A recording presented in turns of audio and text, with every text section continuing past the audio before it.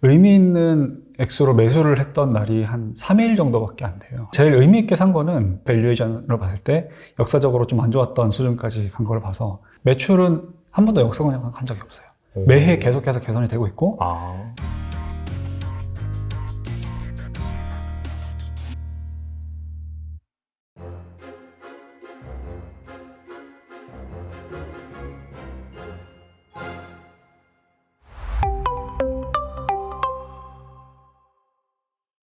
네, 여신욱 작가님 모셨습니다. 안녕하세요. 네, 반갑습니다. 저희가 한 두세 번 정도 인터뷰를 진행을 했는데 오프라인상은 처음이에요. 그쵸. 그렇죠. 네. 연예인 보는 것 같아요. 여기서 직접 보니까. 저도 마찬가지예요. 제가 전자공 씨 네. 책을 보면서 주식 투자자의 꿈을 키웠던 게 엊그제 진짜요? 이렇게 또 실물로 뵙고 갑자기 부끄러워지네. 네. 알겠습니다. 작가님 모시고 최근 또 시장 상황 만만치가 않은데 어떻게 좀 우리가 투자를 해야 될지 그 부분에 대해서 알아보도록 하겠습니다. 네. 최근에 그 책을 출간하셨는데 책 컨셉이 지금 시장 상황과 너무 잘 맞는 것 같아요. 네. 그죠. 왜 사람들이 주식 투자에 실패를 하고 결과적으로 이 실패를 극복하기 위해서는 우리가 이제 어떻게 해야 되는지 그런 부분에 대해서 기술을 해주셨는데 하나하나 좀 살펴보면 또 책에도 약간 투자 실패 사례, 네. 작가님 본인의 이제 투자 실패 사례를 몇 가지 적어주셨더라고요. 네. 근데 이게 사실 좋은 기업이고, 네. 그렇죠. 뭐 좋은 기업이라는 것 자체는 돈 잘 벌고 일단은 뭐 비즈니스 모델 괜찮고 투자 지표 뭐 PER이라든지 뭐 이런 것도 사실 우량한데 그러면 좋은 기업이 싸게 나왔는데 그래서 투자를 했는데 사실 투자에 실패한 경우가 상당히 많거든요. 네. 그래서 왜 그런 것인지 좀 말씀을 해주시면 좋을 것 같습니다.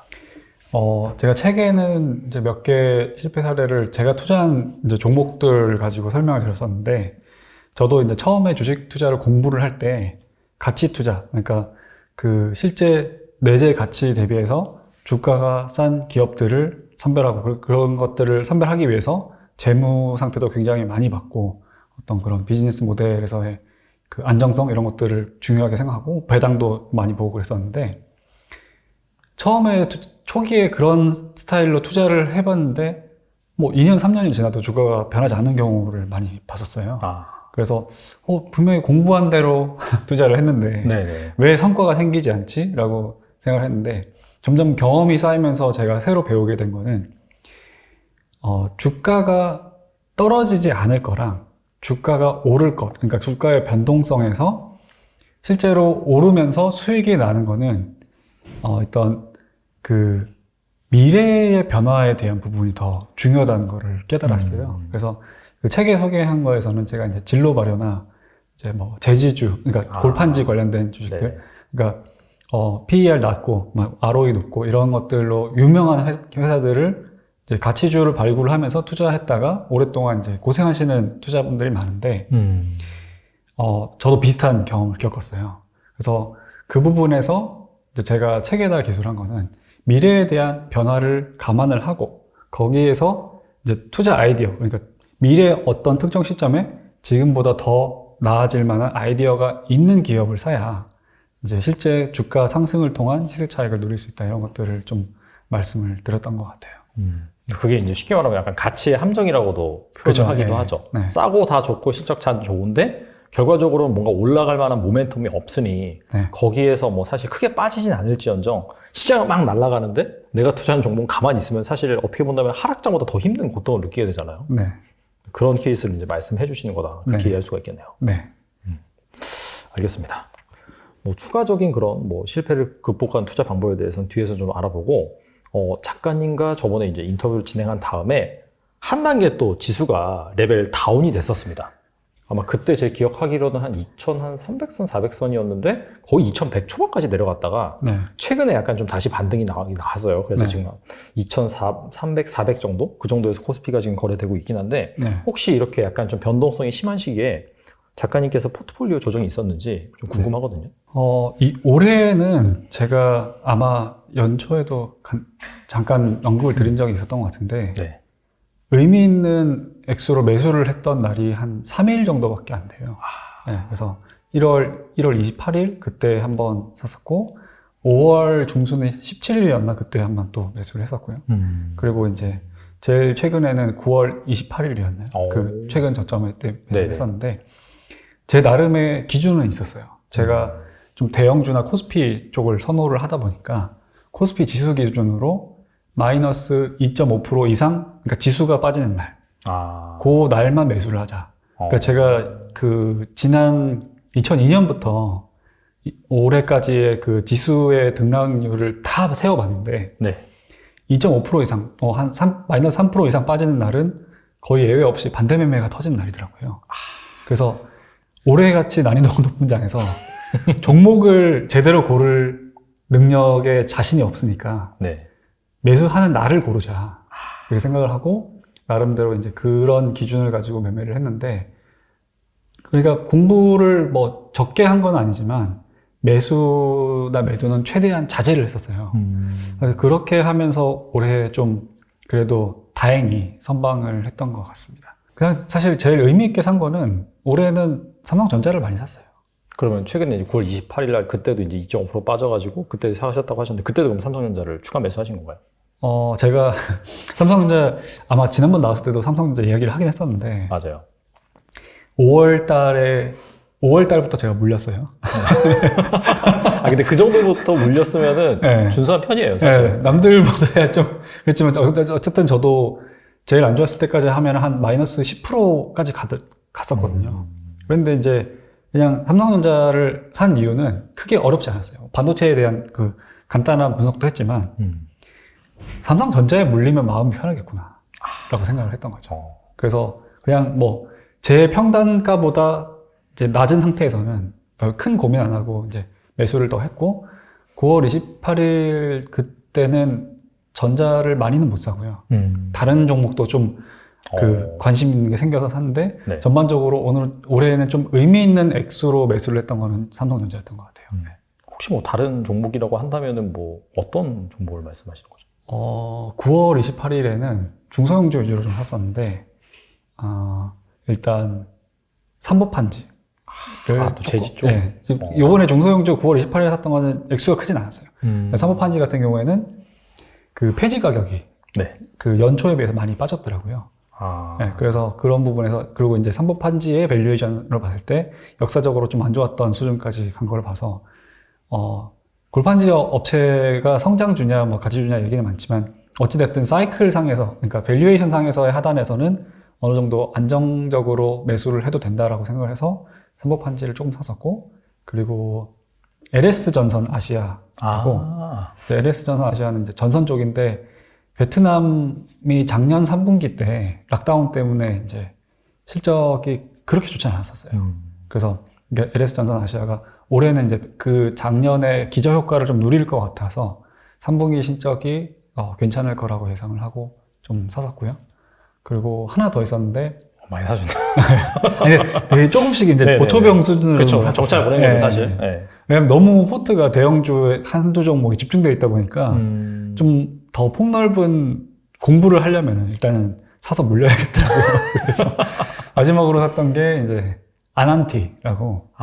원래 에머슨 퍼시픽이었어요. 맞아요. 네, 대북 테마주로 유명했었는데. 그렇죠. 엄청 날라갔죠. 2017년 막. 네. 네네. 그때 거품이 다 빠지고 지금은 거의 사람들이 대북주로는 보질 않고 있어요. 실제로 금강산이었나? 그쪽에 투자했던 액수들은 전액 지금 손상차손으로 걷어냈거든요. 네네. 그게 올해 상반기였고, 이제 3분기부터는 그 강남에 새로 낸 호텔부터 해서, 그리고 이제 내년에 좀 의미 있는 신규 분양도 일어날 것 같아서 그 부분을 보고 이제 기존의 테마주에서 어느 정도 실적주이자 비즈니스 모델을 보고 정상적인 궤도로 투자를 할 수 있는 기업이 됐다라고 생각을 하고 조금 들어갔습니다. 네.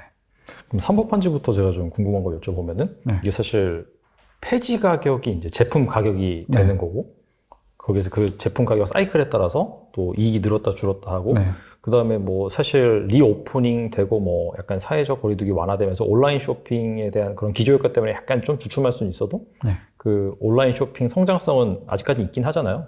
그런 부분에 있어서 이런 택배 박스 수요라든지 이런 부분들은 일단 Q 관점에서 본다면은 어느 정도 견조할 것이다라고 예상을 하고, 그리고 이제 약간 밸류에이션이 싸니까 그래서 이제 들어갔다라고 보면 될까요? 네.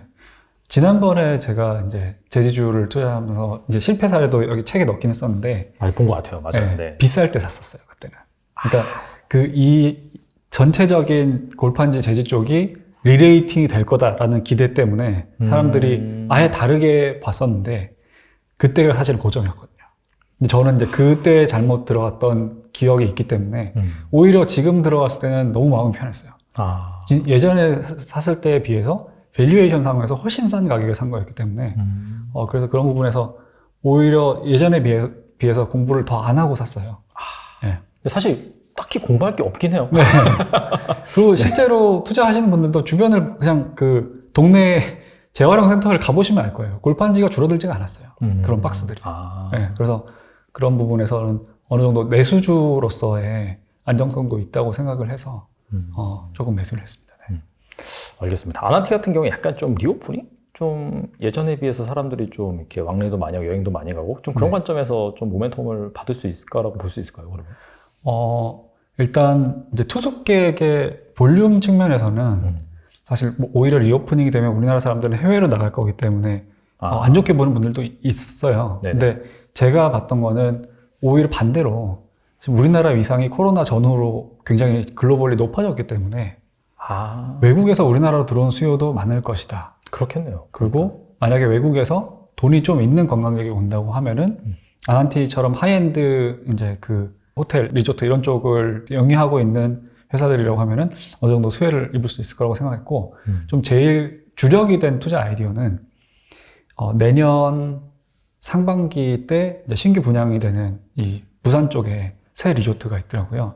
근데 이제 그게 이미 분양률도 꽤 높은 편이고 잘 나가고 있고 내년에 그게 이제 그러니까 건설이 완공이 되고 실제로 운영이 들어가면은 지금은 부채로 잡혀 있는 이제 그 분양 대금이 네네. 일시에 매출로 잡히겠구나라고 생각을 해서 이제 내년 상반기를 어느 정도 좀 시계열을 그리고 들어갔어요. 근데 아난티 같은 경우에는 많이 사지는 않았는데 좀 조심스러운 거는 부채 쪽이 제가 사고 나서부터 부채 관련된 그 뉴스들이 좀 뜨고 있었거든요. 최근에 약간 좀 레고랜드 사태로 빚어진 네. 약간 회사채 시장의 신용 경색이라든지. 네.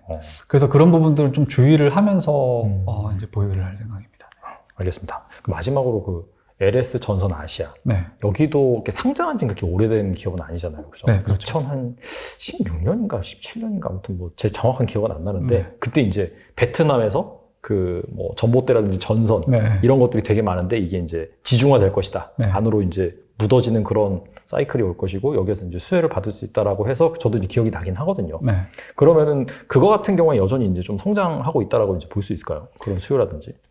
네, 제가 뭐 리포트나 이런 것들을 봤을 때는 뭐 더블 디짓까지는 아닐지언정 싱글 디짓, 하이 싱글 디짓은 무조건 성장을 하고 있는 것 같고요. 그리고 실제로 장기적인 실적을 보면은 매출은 한 번도 역성을 한 적이 없어요. 매해 계속해서 개선이 되고 있고 대신에 이제 이익단에서 구리 가격에 연동이 많이 되다 보니까 오히려 약간 또 사이클을 타더라고요. 어떻게 보면 약간 좀 재질이랑 비슷하네요. 네, 비슷했어요. 그래서 그런 부분에서 뭐 전선 인프라나 뭐 이런 그 박스라든지 생활 속에서 계속해서 꾸준히 수요가 생기는 건데 지금 밸류에이션 상에서 뭐 원재료 가격단에서 약간 이제 사이클 하단에 왔다. 그러면 이제 좀 더 제 투자 스타일에서는 마음 편하게 들어갈 수 있는 것 같아요. 알겠습니다. 어떻게 본다면 지금 이제 구리 가격이 뭐 경기 침체 우려 이런 것들이 네. 많이 빠졌으니까 네. 나중에 반등한다라고 한다면은 그런 부분에 있어서 네. 실적 플러스 이제 모멘텀을 받을 수 있다. 네. 그렇게 볼 수가 있겠네요. 네. 알겠습니다. 2020년, 2021에 돈 못 번 사람들은 정말 부끄러워요. 그건 아무나 돈 못 때예요. 모든 사람이 돈 버는. 근데 그게 저는 또 2030년 전후로 온다고 봐요. 그럼 그때까지 아무것도 안 하니 아니거든요. 그때 왔는데 여러분 준비를 안 하고 있으면 못 잡아요.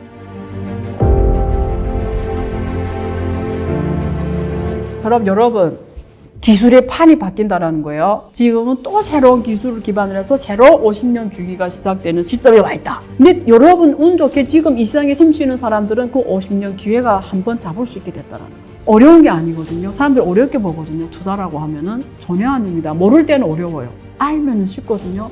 근데 이런 얘기를 누가 해주네 안 해주네에 따라 하늘과 땅 차이입니다. 그런 얘기를 해줄 거예요. 98년에 구글, 애플, 중국의 알리바바, 텐센트, 아마존 이런 기업들처럼 그 시작점이다 지금. 그런 사람들이 2.5% 안에 있는데 maybe 당신이 그 2.5% 들 수가 있다. 그런 시야, 인사이트를 주는 시간이 되도록 제가 하려고 하는 겁니다.